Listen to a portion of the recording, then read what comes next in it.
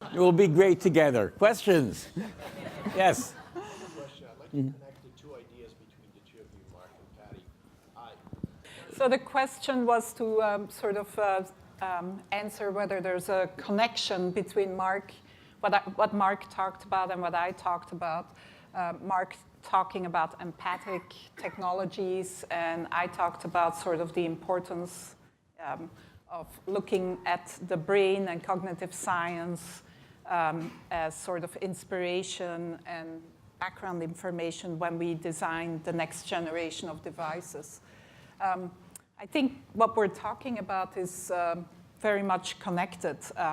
Mark has also been using a lot of technologies for looking at the affect of a user and then using that in the interaction. In his case, it's maybe used more to convey the affective state of a user to another remote user, while in my case, I've emphasized maybe a little bit more how sort of the devices of the future will be able to take our internal state into account in the way they interact with us. So I think we're very in sync and complementary.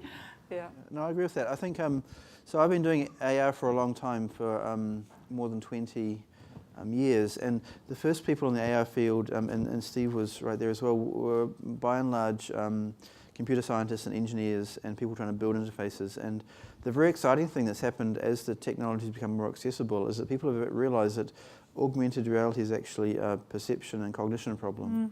And you know, if you want to create the illusion that a virtual object is really in the real world, you can use computer science to make an object appear, but then you have to know a lot about perception to make sure that the object is lit correctly so it's indistinguishable from the real world.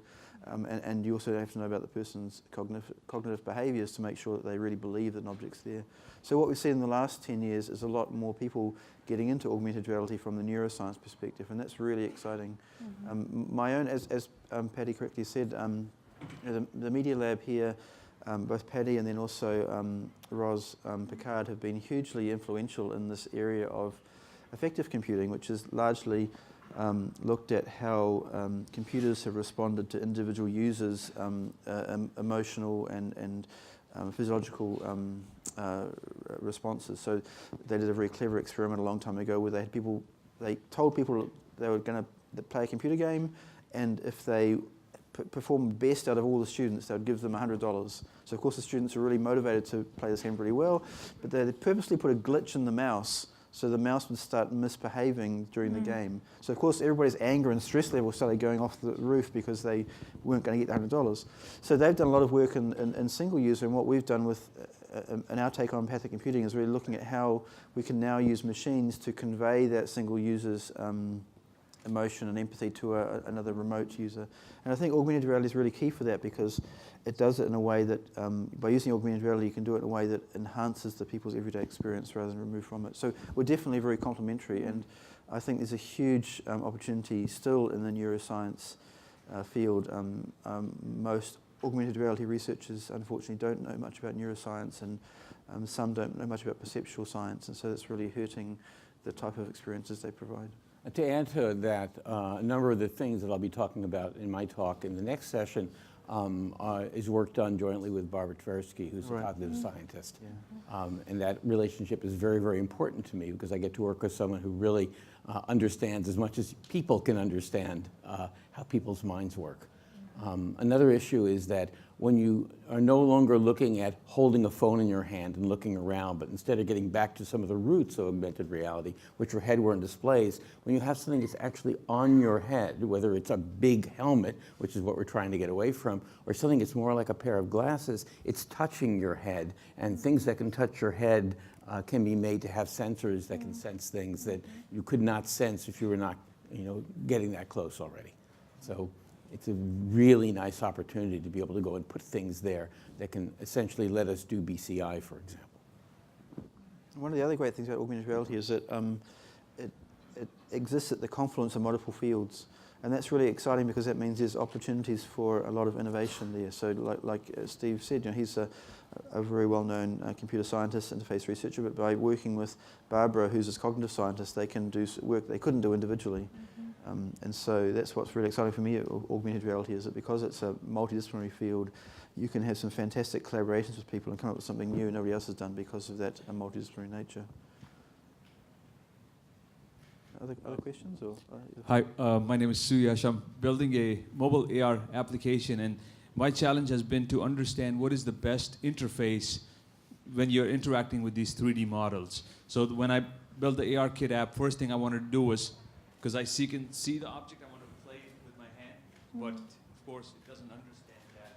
So I have to use the pinch and zoom gestures on the device, and they are not very intuitive. Could you talk about what are the user interactions, like would it be through sound, voice, touch, gestures, spatial gestures, that would be best suited for AR? Not just gesture, but when you have things that you can track, okay, when it's not just looking around the world and maybe knowing where, for example, the head-worn display or the phone is relative to the world at large, but if they're individual things that can be tracked, you can pick them up, hold them in your hands, and do things with them.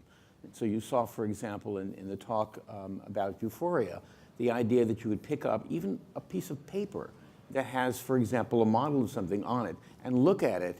It's a big difference between showing someone, let's say, a cardboard or a physical model of a car and say, quickly, look at the right-hand door. If you're doing this with an interface on a screen where you have to stroke on the screen or use your mouse, for example, a lot of people are going to have trouble with that. And even if you're good at one interface, it's a whole bunch of other ones. But we've, since literally being born, we've learned how to do things with our hands and our eyes, and being able to go and pick something up and look at arbitrary parts of it is very, very easy for us. And so that kind of tangible interaction, as people sometimes like to call it, is something that really can be a part of AR, and it's something that Mark, for example, and I have done for quite a long time with the stuff that we build, and that you're going to see more and more when we have systems that can do that kind of tracking of things that both the system knows about in advance, and then more interestingly are things that simply can be recognized even though the system's never seen them before, and can have their pose, their position, and their orientation be reliably recognized. So just to get back to your question there, also, if you send me some email, I can send you 3 books. Actually, Steve wrote a really great book on computer graphics that's recently, well, a long time ago, it's got more editions, that's really good. But Dieter Smolstig just produced a book on augmented reality that's really good, and there's also a book on... Tobias Hollerup? Tobias Hollerup, that's true, yes. There's also a great book on 3D user interfaces that just released a second edition that was Doug Bowman and 4 others. Joe Laviola is the first author. Oh, sorry, yes. That is great too. But what you're talking about is really well-known, there's well-known interaction techniques. One of the most interesting things I found, though, is that you should design for failure. So in one of the very early Vuforia apps that I really, really loved, with Vuforia, if you move your phone really fast, the tracking's going to fail. Now, these guys made this really great game called Paparazzi, and the goal was on the Vuforia marker there was a celebrity, and you had to take photographs by moving your phone around and clicking the photo button to take pictures of a celebrity, and as you got closer you got more money. But if you took more pictures, the celebrity started getting angry, and after a while the celebrity would appear to jump up and grab your phone. And what happened at that point was that at that point, when the celebrity was now grabbing your phone, the Vuforia tracking was no longer used because the celebrity appeared like it was hanging off the camera on your phone. And what you have to do in that point is shake your phone vigorously to get the celebrity to let go, just like you would with the real camera. And so you shook your phone really hard, and of course the Vuforia tracking failed because you're shaking so hard, but they used the inertial compass on the phone to detect the shaking. And when you got over a certain threshold, the celebrity would drop the phone and jump back onto the marker again. So it's a really nice example of how they specifically designed around the weakness of the technology that you're using. So when you're building your AR interfaces, if you're smart, you can design around the weaknesses of the display or the tracking or input technologies and produce some super nice experiences.